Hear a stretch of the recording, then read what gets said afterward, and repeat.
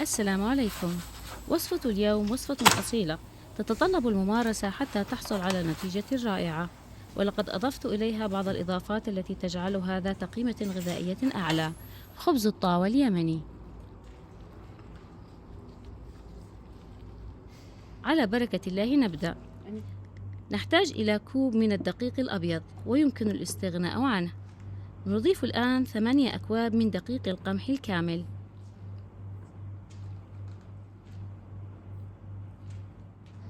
نضيف الآن كوب من نخالة القمح ما تسمى بالردة. نضيف ملعقة ونصف من الملح،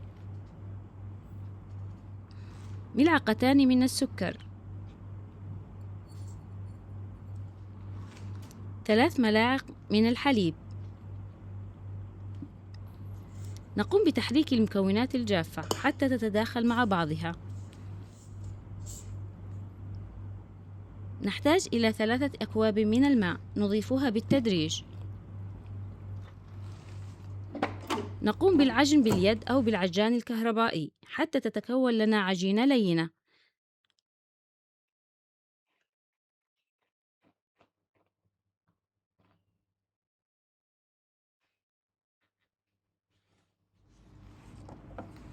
نضيف الآن كوبا من الماء ونستمر بالعجن.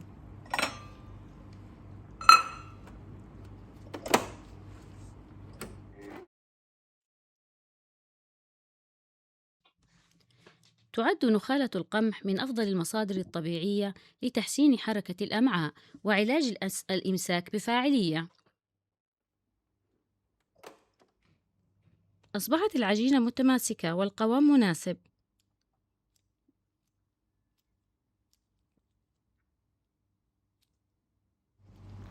نتركها ترتاح نصف ساعة ثم نعجنها مرة أخرى قليلا حتى تنعم العجينة ويتفاعل الجلوتين. نتركها لست أو 4 ساعات حتى نحصل على عجينة طرية غير قاسية، ومن أجل أن تتشرب النخال السوائل وتتداخل مع العجينة بشكل منسجم. عندما تترك العجينة ترتاح فترة جيدة فإنك تحصل على نتيجة ممتازة وعجين ناعم سهل الفرد. نرتبها باليد ونقوم بتقسيمها إلى أحجام متساوية.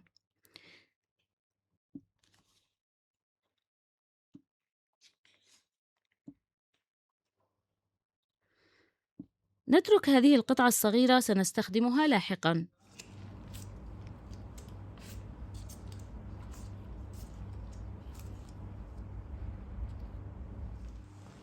نحتاج إلى ملعقتان من السمن الحيواني وباقي الكمية زيت زيتون.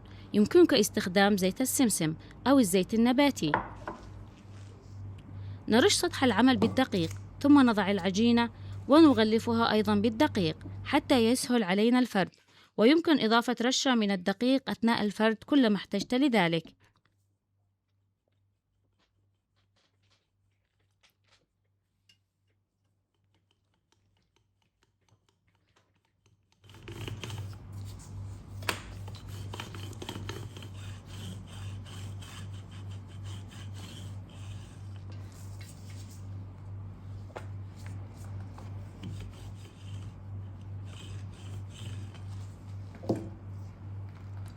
نضع ملعقة من خليط السمن والزيت وندهن ثم نرش عليه طبقة خفيفة من الدقيق ثم نطوي العجينة ونكرر نفس الخطوات.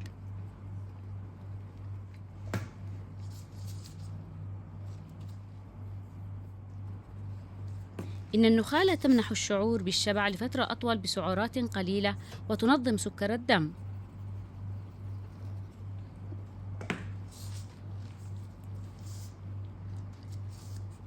نتركها ترتاح ونكمل فرد باقي العجين وتطبيقه. نرش عليه القليل من الدقيق حتى لا ينشف وجه الخبز ولا يتشقق.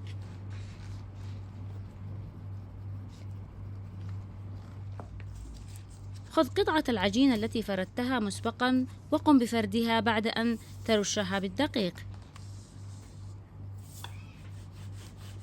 نبدأ بفرد الزوايا حتى تتساوى لاحقا مع باقي الخبز. قم بفرد الخبز برقة من غير ضغط حتى تحصل على خبز مرقوق من الداخل وغير متكتل.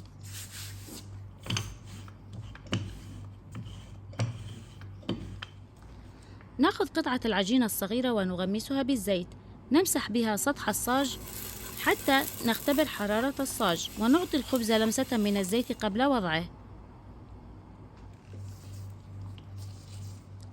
نضع الخبز لثواني حتى يأخذ وجها بسيطا، ثم نقلبه ونضع عليه ملعقة من الزيت، نوزعها جيدا.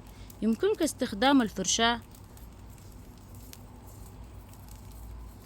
ثم نقوم بقلبه. تساعد هذه الخطوة على إعطاء الخبز الغلاف المتماسك من الجهتان، والذي يساعد على الاحتفاظ بالهواء داخل الخبز، مما يساعد على نجاح الخبز وتورقه من الداخل.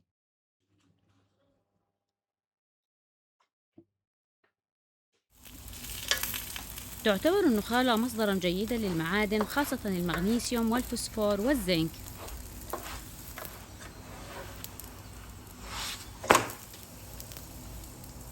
نستخدم هذه الأداة حتى نحصل على خبز محمر من كل الجهات. نقوم بالضغط برفق وتحريكه بشكل دائري.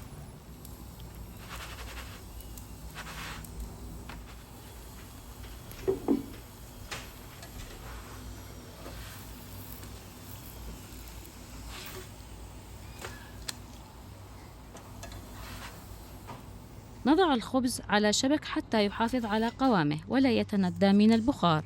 نفرد القطعة الأخرى ونقوم بمسح الصاج في كل مرة قبل وضع الخبز حتى ننظف سطح الصاج من بقايا الدقيق والزيت السابق. يمكنكم الاستغناء عن إضافة السكر والحليب، فهي اختيارية، تعطي العجين نوعا من التحسين لقوامه.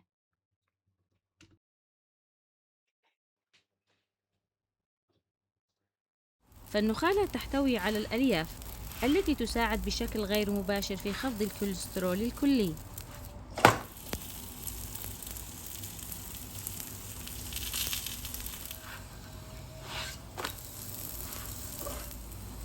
نضغط بالملعقة أو بالأداة الخشبية. إذا أحببتم شراء أداة مشابهة لها أو تفصيل القطعة التي تريدونها، سأضع لكم في صندوق الوصف رقم للتواصل مع أصحاب هذه الخدمة الرائعة. لقد حصلنا على نتيجة رائعة ولون مميز متناسق.